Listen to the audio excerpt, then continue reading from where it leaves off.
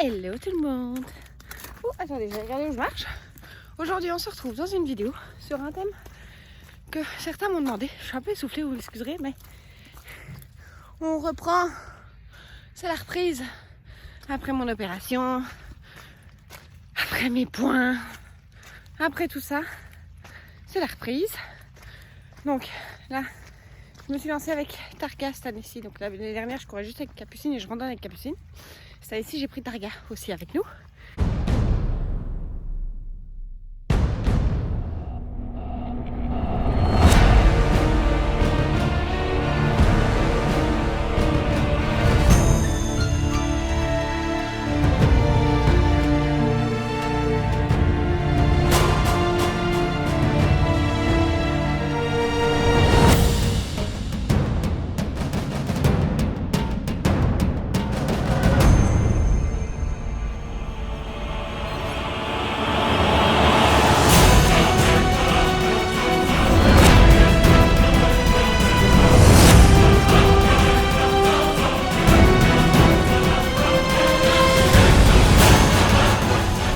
Après avoir fait la petite capsule de lancement pour vous dire un peu plus sur cette fameuse question que je reçois souvent, c'est est-ce qu'on peut faire du canicross avec des chihuahuas? La réponse est oui. Oui, mais à quelles conditions?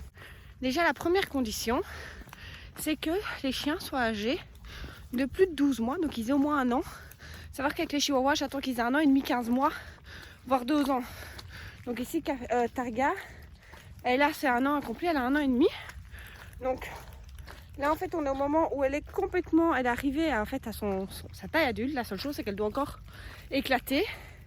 Mais ça arrive que plus tardivement avec la musculature, donc ça ne va que l'aider. Donc j'attends bien qu'il soit terminé. Il voit un ostéopathe avant de commencer pour vérifier que tout va bien. Donc je vous disais, avec des chiens qui font du canicross, le suivi ostéopathique c'est quelque chose qui est très très important. Donc un bon suivi vétérinaire et un bon suivi ostéo.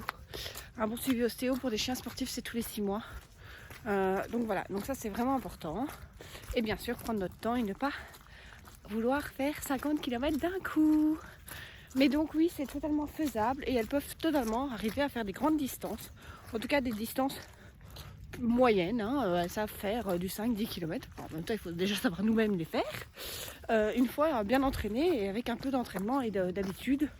Évidemment, ça prend un peu de temps, mais comme avec tous les chiens.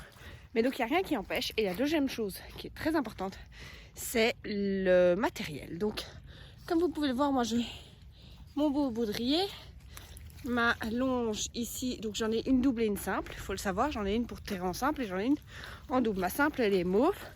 Ma double est orange. Et alors, elles ont chacune un harnais. Donc, Targa en noir, elle est avec un 0 DC. Et Capu est avec un non-stop. Le même qu'on avait utilisé pour partir. Le même qu'on avait utilisé pour partir en randonnée, à savoir que il y a un nouveau harnais de randonnée qui est spécialement pour la randonnée, pour la canirando, qui vient de sortir et donc on va changer de harnais pour la randonnée, comme ça elle aura son harnais de canicross, son harnais de randonnée. Pourquoi est-ce qu'elles n'ont pas le même? Parce qu'en fait, comme vous pouvez le voir, elles n'ont pas du tout le même gabarit. Capu est un peu plus trapu, petite et un peu plus trapue. Targa est plus grande, plus fine et plus longue. Donc simplement, le même type de harnais ne convient pas aux deux. Donc voilà pourquoi elles ont chacune un harnais qui leur convient. Bon, mais sur ce, on va faire le retour jusque là-bas en courant. Et on se retrouve pour une prochaine capsule où je vous présenterai plus en détail tout mon matériel et comment j'ai choisi celui-là.